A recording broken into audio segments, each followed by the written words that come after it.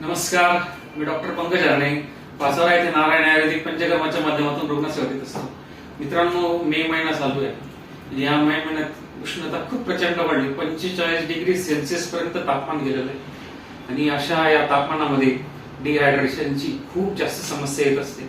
फक्त डिहायड्रेशनच येत असं नाही मित्रांनो, तर या वातावरणामध्ये हातापायाची आग होणे, हातापायाचे जे तळवे आहेत त्यांना जळजळण्याची लक्षणे येत असतात. त्यानंतर लघवीला तडाखा बसणे, लघवी साफ न होणे ही एक समस्या येते. छाती जळजळ, पोटात जळजळ, डोळ्यांची आग, रात्री झोप नाही आणि अशक्तपणा ही एक खूप मोठी समस्या या उन्हाळ्यात येत असते. मित्रांनो, हे डिहायड्रेशनचीच लक्षण आहेत. भरपूर घाम निघून जे आहे ते वेगवेगळ्या स्वरूपाचे उष्णता शरीराची वाढते आणि या सगळी समस्या तयार होत असतात.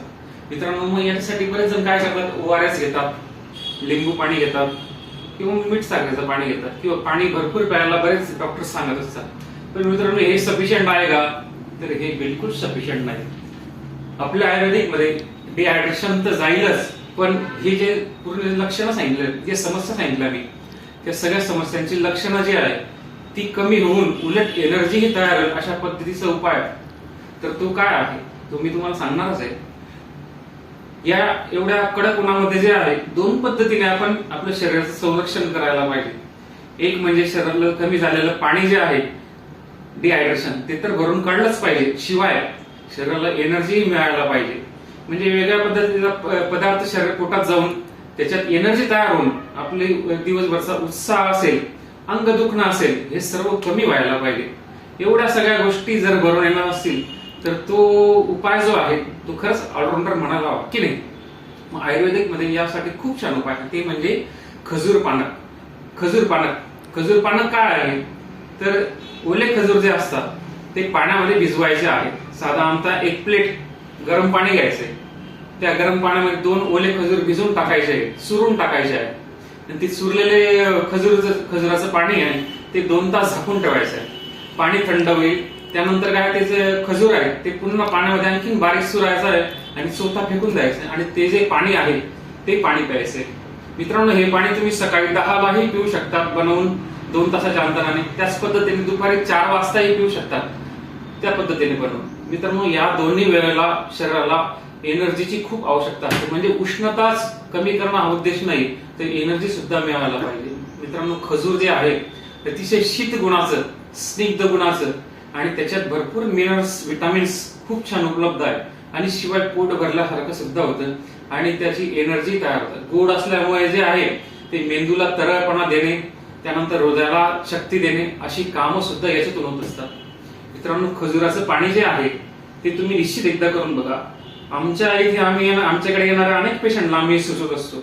बऱ्याच वेळा उन्हाळ्यात त्यांची तक्रार संध्याकाळ झाली म्हणजे पाय दुखतात, पोटऱ्या ओढतात, अशा तक्रार बरेच पेशंट सांगत असतात आणि शिवाय तहान जात नाही.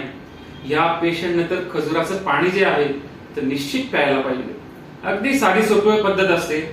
2 ओले खजूर घ्यायचे आहेत, गरम पाण्यात त्यांना भिजवायचं आहे आणि 2 तास ठेवायचं आहे. 2 तासानंतर त्याच पाण्यामध्ये त्यांना सुरायचं आहे आणि ते पाणी 2 तासानंतर पिऊन घ्यायचं आहे. मित्रांनो, तुम्हाला कुठे प्रवास असेल, समजा उद्या कुठे प्रवासात काम करून येणार असाल, त्या पद्धतीने आज मॅनेज करून तुम्ही त्या पद्धतीनेही करू शकता. सतत उन्हात जाणारं काम असेल तुमचं तर त्यावेळेस तुम्ही त्या पद्धतीने मॅनेज करून दुपारी घरी परतणार असाल तर त्यावेळेस तुम्हाला पिता येईल अशा स्वरूपातही प्लॅनिंग करून तुम्ही घेऊ शकता. मित्रांनो, हे खजुराचं पाणी जे आहे ना ते कुठल्याही प्रकारचा साईड इफेक्ट देत नाही, उलट हातापायाची आग थांबवतं, अंगातली उष्णता कमी करून लघवी जी आहे ती साफ करतं, हृदयाला मेंदूला खूप ताकद देत असतं आणि शरीर भरून काढण्याचं काम करतं. आणि यात तुम्ही जर बघाल तर लिंबू साखरेचं पाणी बरंच जण पितात, पण ते पाणी पिल्याने जे छातीत जळजळ, पोटात जळजळ अशी लक्षणं येत असतात. जास्त थंड पाणी प्यालं तर थंड पाण्याचेही काही साईड इफेक्ट आहेत. ते म्हणजे थंड पाण्याने काय असतं, मूळव्याधीचा त्रास होतो. बऱ्याच जणांना पोटात आग पडते, मूळव्याधीचा त्रास होतो, परत भूक लागत नाही किंवा थंड पाण्याने तहान मिटत नसते. एकदा तुम्ही थंड पाणी प्याल तर वारंवार थंड पाणी प्या. म्हणजे हे मीठ साखरेचं पाणी असो किंवा थंड पाणी असो, यापेक्षाही खजुराचं पाणी खूप गुणकारी.